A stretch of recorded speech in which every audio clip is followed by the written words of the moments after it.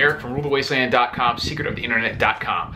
Today I wanted to go over all of my entire collection of folding knives. I was going to do my entire knife collection, but it ended up being quite a few, and I figured it would make sense to split it into two videos, and that's a pretty easy categorical distinction to make, is folders and fixed blade knives. So this one will be the entire collection of my folding knives, which I believe is 28. I'll put that in the description of the title or something.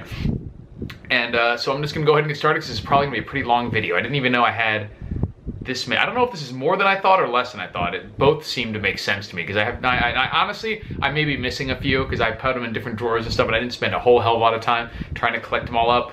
So maybe I need to make a spreadsheet so I can make sure I have them all or not. But I'll start with the few that I have gotten that are new. I haven't had a chance to go through them yet. I'm gonna be making a video soon about budget knives, so I got a few of these. So I have a couple Lansky knives. I think I have 4 Lansky knives at this point. I've got the Blade Medic with the sharpener built in.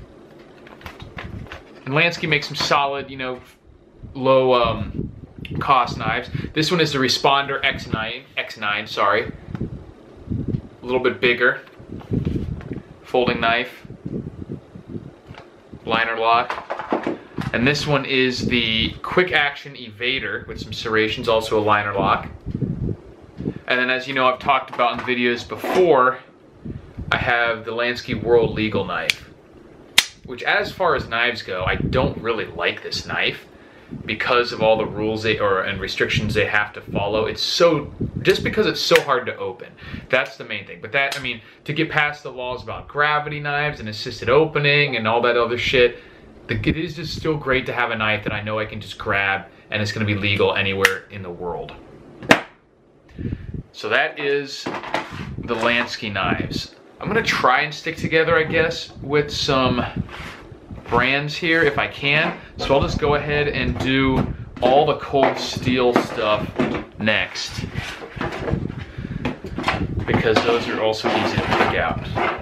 So we'll start with some small ones I have. This Cold Steel Voyager Tonto, partially serrated blade. Good little knife. And I have 2 Pro Elite, which I'll take them out of the box in a second. I've got the Pro Elite Clip and the Pro Elite Tonto. Clip point, Tonto, I don't know how you guys say it. Tonto. Point blade. And you can see it has a more smooth finish on it than a lot of the other cold steel knives.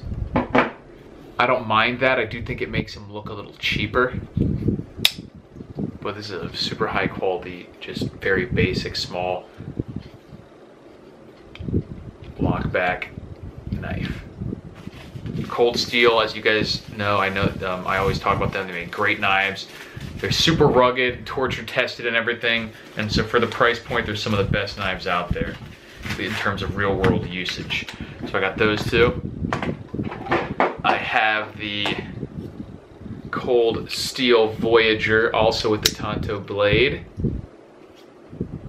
and partial serrations.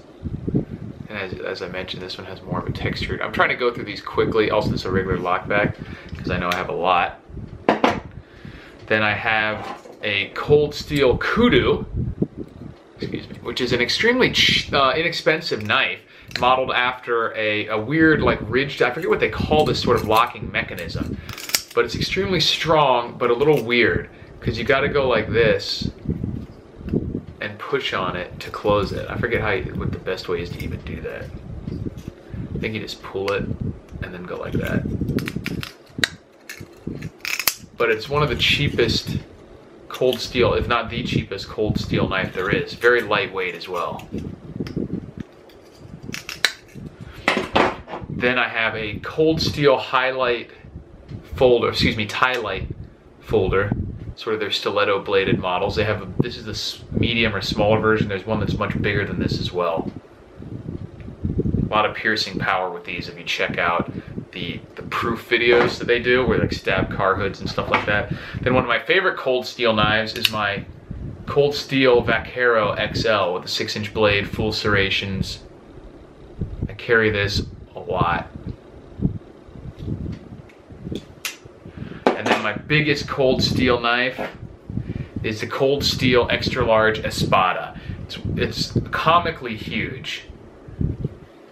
It's basically a sword, as you can see, and you can have the handle structured in a way that you can choke down and still have like a choil position there, or get a firm grip, and it'll stop your hand from sliding there as well, so you can get more control or get more range. And in Florida, this will be changing when I move soon, obviously, but for as long as I've lived in Florida, the concealed carry permit covers knives and pretty much anything, so you could carry this concealed in Florida if you felt like it.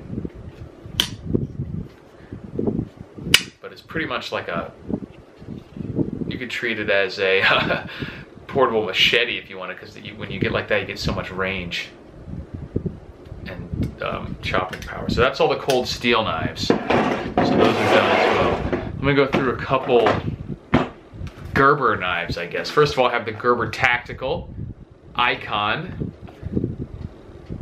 partially serrated. It's also got a bit of a tanto edge on there as well. Haven't had a chance to try that out yet as well. That's part of my experiment. And then I also got the Bear Grylls. I don't know if there's another model number to this, but it's just the partial serration clip point blade. And these, I've always liked these. I don't know, I mean, I haven't put them through a lot of their paces, but as far as like a celebrity endorsement type thing goes, and certainly for someone like a survivalist is gonna have to put out a better knife than just any other random, you know, Duck Dynasty or something, because it's gonna be expected to be able to be used in rugged situations. But I've been impressed with the Bear Grylls stuff. Nothing crazy if you're a super, you know, knife aficionado, but for a celebrity endorsed, kind of mass produced by a big brand that isn't really, you know, into making the super highest quality knives, they're more designed for mass produced, you know, store shelf type stuff. They're pretty good. I'm impressed with it, and they're definitely not a bad choice to have in like a survival kit or something like that. So those are the two Gerber knives. I also have a Kershaw. I forget the model number on this one. Oh So Sweet. It's in this little box. A lot of these are in their containers, some are not. It just depends on if it's a, you know, one of the more daily use ones or not.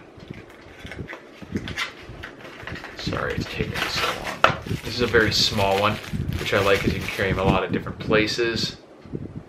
And it has an assisted, little textured, and it has a little assisted opening, flip open.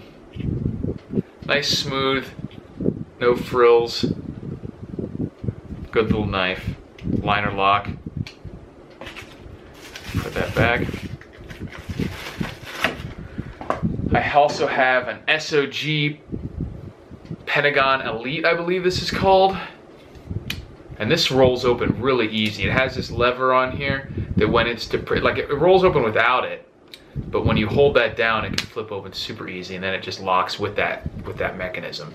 And this is, yeah, the Pentagon Elite 2. And like I've mentioned before, I really have always liked that sort of bead blasted finish that the SOG knives have. I'm not sure why. It just makes them look high quality. Obviously from a tactical perspective, it reduces shine or glare. Pretty cool.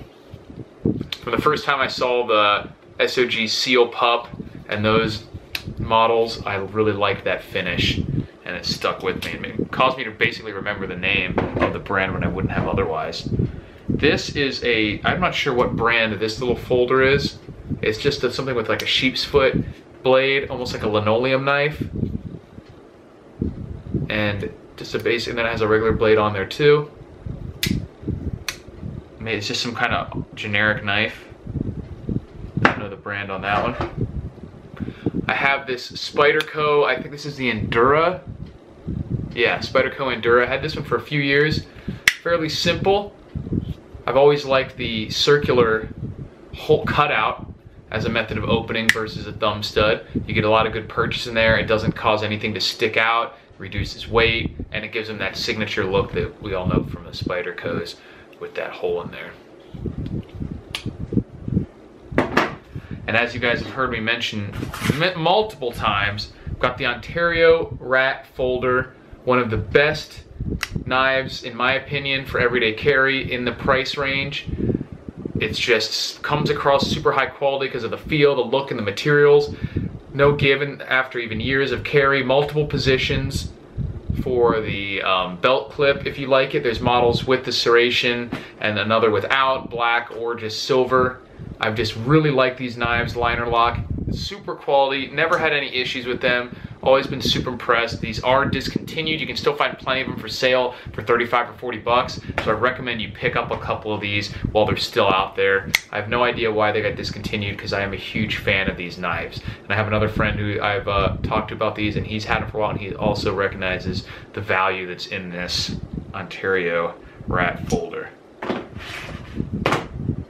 Then I got some little small ones. Oh, I missed another Kershaw. I was trying to do them together as a brand, you know, to keep the brand names together. But this is the Kershaw. I don't know if it has a name or just a model number. This says CQC 6K. Oh, it's the Emerson.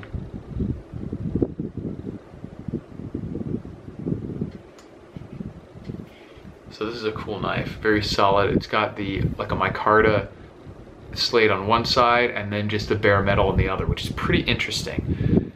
And it's got the clip, which I believe is for opening out it, dragging out of your pocket and opening it that way. When you're pulling it up, you can snag that on your pants and drag it out, which the tie light folder that I mentioned from Cold Steel also has that. That's what that's designed for. And it also acts as part of a half of a pommel kind of thing. And you can use that to block your finger, but it's designed so you can pull it out of your pocket and it just snags and opens. But if you do that continuously, it will tear the hell out of your pants. And this one has a pretty nice, that's very interesting. That's kind of why this one is unique. And this is a frame lock. Similar to a liner lock, but it's just part of the frame instead of an individual piece.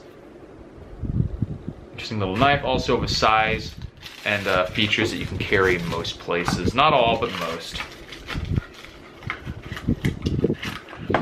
Then I have one little Don't Tread on Me Victorinox Swiss Army knife. Really like that. And then I have a separate Don't Tread on Me knife, which is not Victorinox. I'm not sure what brand this is. This is Rough Rider Knives.